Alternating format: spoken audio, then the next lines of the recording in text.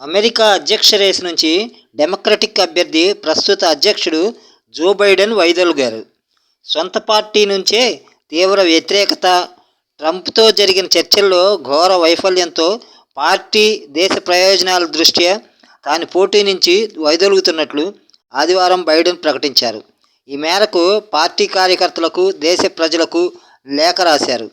లేఖలో ఉపాధ్యక్షురాలు కమలా హారిస్కు కృతజ్ఞతలు చెప్పిన బైడెన్ ఆమె అభ్యర్థిత్వానికి మద్దతు పలుకుతూ ఆ తర్వాత సామాజిక మాధ్యమాల్లో పోస్టు పెట్టాడు.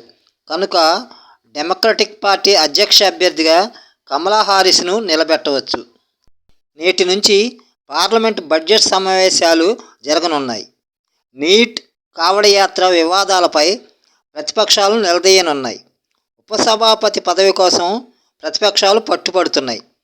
అఖిలపక్షంలోనే సంకేతాలు తెలియజేశాయి. నేటి నుంచి ఏపీ రాష్ట్ర అసెంబ్లీ సమావేశాలు ప్రసంగించనున్న రాష్ట్ర గవర్నర్. 26 వరకు జరగనున్న అసెంబ్లీ సమావేశాలు. గవర్నర్ ప్రసంగంపై ధన్యవాదాలు తెలిపే తీర్మానం మంగళవారం ప్రవేశపెట్టవచ్చు. ల్యాండ్ టైటిలింగ్ యాక్ట్ రద్దు, ఓట్ ఆన్ అకౌంట్ బడ్జెట్ ప్రవేశపెట్టే అవకాశం. ఈ నెల 31తో ముగుస్తున్న గత ప్రభుత్వ ఓట్ ఆన్ అకౌంట్ బడ్జెట్.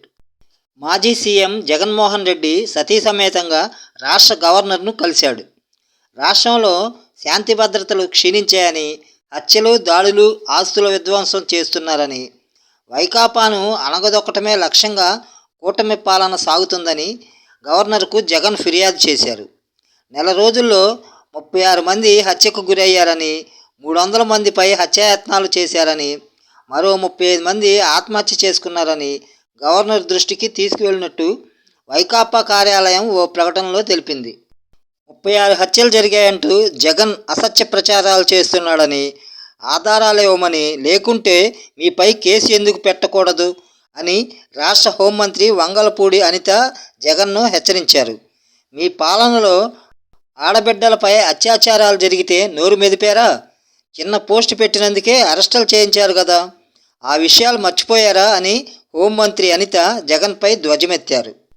విద్యాశాఖ మంత్రిగా నారా లోకేష్ బాధ్యతలు స్వీకరించిన తర్వాత సర్కారీ బడుల్లో +2 చదివే విద్యార్థులందరికీ ఉచిత పాఠ్య పుస్తకాలు ఇవ్వాలని నిర్ణయించారు.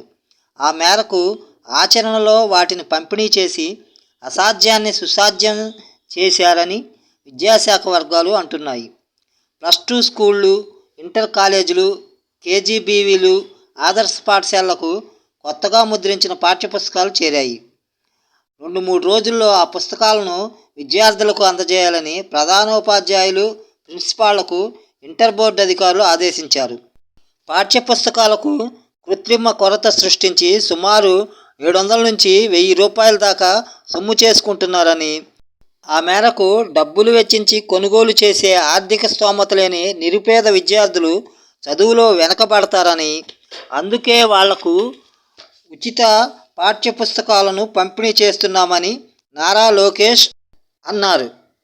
గ్రామీణ రహదారుల గుంతలను పూడ్చడానికే 1121.85 కోట్లు అవసరమవుతాయని ప్రభుత్వానికి ఇంజనీర్లు ప్రాథమిక నివేదిక ఇచ్చారు.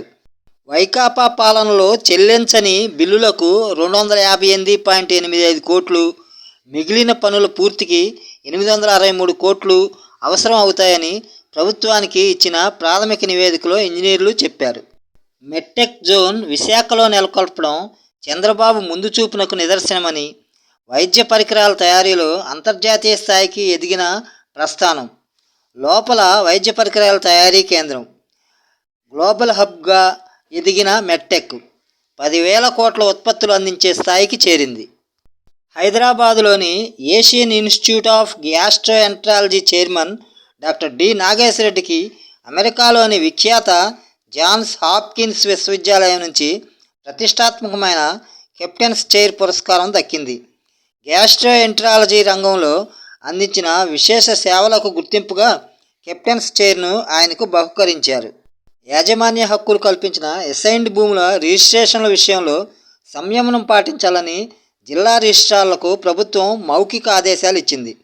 20 ఏళ్లు దాటిన అసైన్డ్ భూములపై యాజమాన్య హక్కులు కల్పించాక రాష్ట్రంలో బినామీల బెడద తీవ్రం కావడంతో ప్రభుత్వం అప్రమత్తమైంది. పేద రైతుల నుంచి తక్కువ ధరకు నాటి వైకాపా పెద్దలు, అధికారులు బినామీల ద్వారా భూములు కొనుగోలు చేసినట్లు పెద్ద ఎత్తున ఆరోపణలు వచ్చాయి. గడిచిన 7 నెలల్లో 40,000కు పైగా అసైన్డ్ రిజిస్ట్రేషన్లు జరిగాయి. దీంతో ప్రభుత్వం తగిన జాగ్రత్తలు తీసుకుంటుంది. యాజమాన్య హక్కులు పొందిన వారికే లబ్ధి చేకూర్చాలన్న ఉద్దేశంతో రిజిస్ట్రేషన్ల విషయంలో తొందరపడొద్దని జిల్లా రిజిస్ట్రార్లకు ప్రభుత్వం సూచించింది.